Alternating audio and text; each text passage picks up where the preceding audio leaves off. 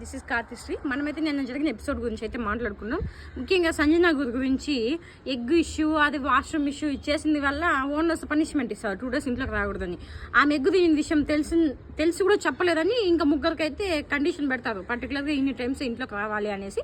సంజన అయితే పూర్తిగా ఇంట్లోకి 2 days అలో లేదు అనగానే బిగ్ బాస్కి వచ్చే తర్వాత ఆమెకు ఒక లక్కీ ఛాన్స్ లాగా కన్ఫెక్షన్ రూమ్కి రండి అనగానే ఆమె ఓనర్స్ ఇంట్లో దూరి కన్ఫెక్షన్ రూమ్కి పోతుంది.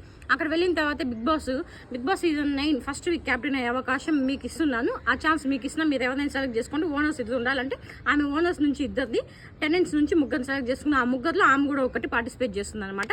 వీళ్ళ బదులు అంటే ఇప్పుడు ఎవరైతే సెలెక్ట్ చేసుకునిందో వాళ్ళ 5 మంది కాకుండా వాళ్ళ బదులు ఎవరైతే వాళ్ళు ఎంచుకుంటారో వాళ్ళు గేమ్ ఆడతారనమాట.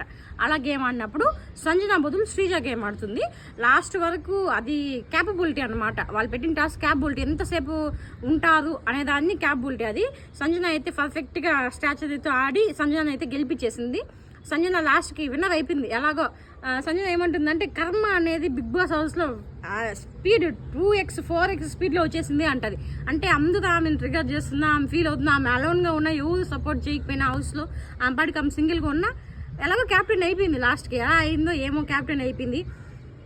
దానికి అందరూ హ్యాపీగా లేరు, టెనెంట్స్ అనుకున్నారు అయితే మన ఇద్దరిలోనే అవ్వాలి, సంజన వద్దని వాళ్ళు డిస్కషన్ చేసినాటికి వీళ్ళు ఎవరు కామనర్స్ డిస్కషన్ చేసుకొని సంజన పేరు రాలా అసలు పాపం, అయినా ఆమె గెలిచేసింది. అదేదో లక్ అంటారో దాన్ని ఏమంటారో ప్రియా దానికి ఒక 3 times అయితే సెటట్ లేhinది.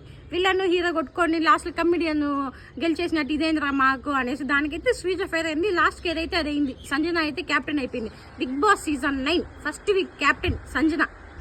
మీకు నచ్చితే సపోర్ట్ చేయండి.